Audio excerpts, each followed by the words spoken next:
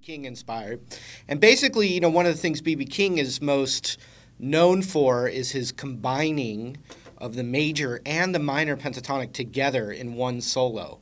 Now, instead of getting bogged down by a bunch of chord shapes, which is, I think it's really important to learn as many of the chord shapes as you can. I mean, it just helps you play better and help you learn quicker. However, this is a cool little device that you can do right in your A minor pentatonic still. And remember to try these in other keys. But basically, I'm still in that same scale shape here with the root on the 5th fret of the low E.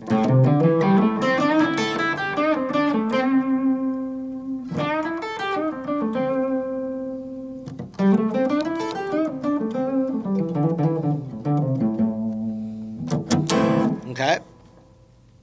But here's what we can do. We can still solo right with that minor pentatonic scale, but here's a really cool device, and it works really well specifically over the 1 chord.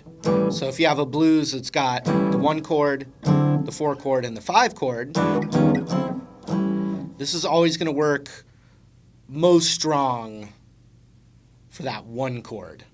And then it's also great if you've got a little groove that stays on a dominant chord, like an A7 chord for a while.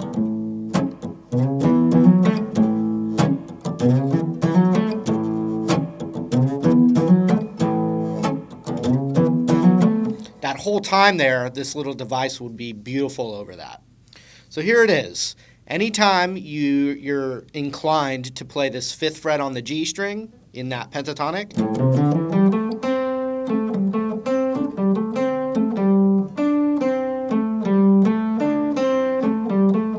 that note, every time you're wanting to hit that, you got to train yourself. You're going to want to practice this a little bit, but every time, just for this device, when you want to do that, you're going to hammer that middle finger a half step higher. So watch this little box right here if I do that every time. Right? But let's say I wanted to do it backwards like this. It's still going to be the same thing. It's going to hammer up, not backwards. So it would be...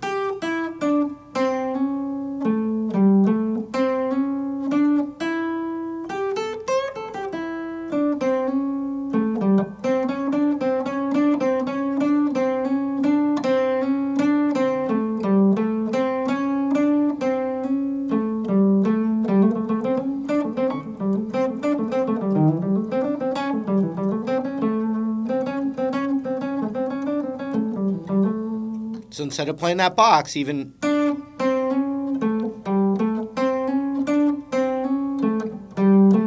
Right? And then anytime, and this is going to work, that little hammer-on specifically strong for that 1 chord.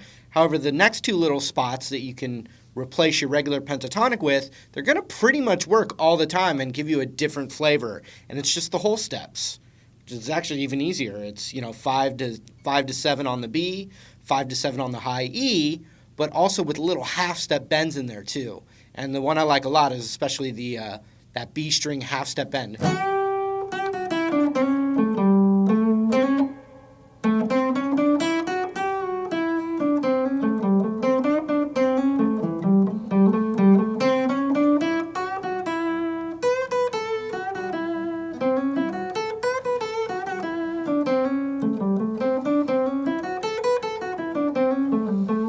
Hear all that extra flavor in there, and you're doing this.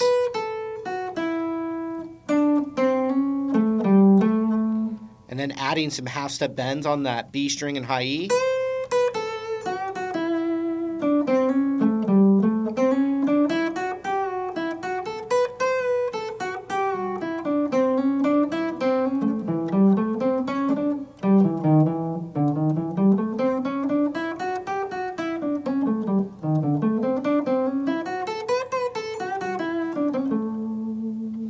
And now I'm going to show you 2 classic BB-inspired little things there.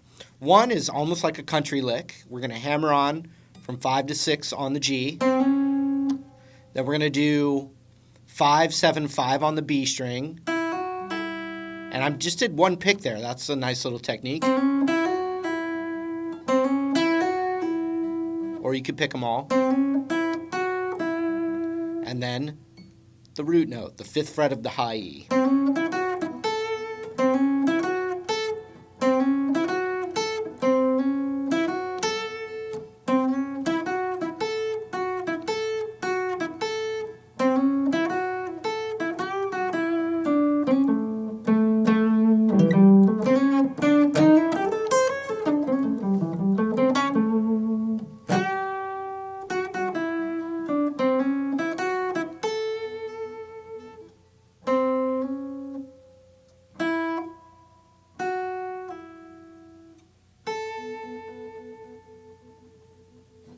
Now, the other classic one is ring finger slide from the 5th fret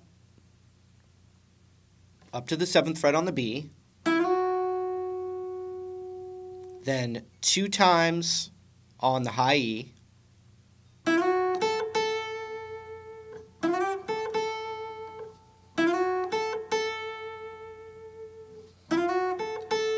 then back to the 7 on the B,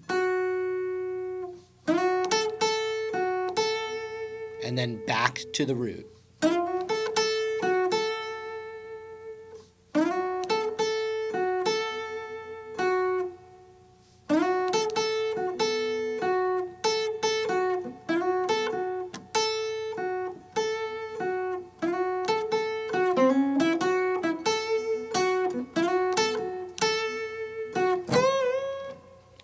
Followed by, and I was combining, improvising the concept that I showed you. And then we're going to go on that 7th fret of the high E, and we're going to do a whole step bend.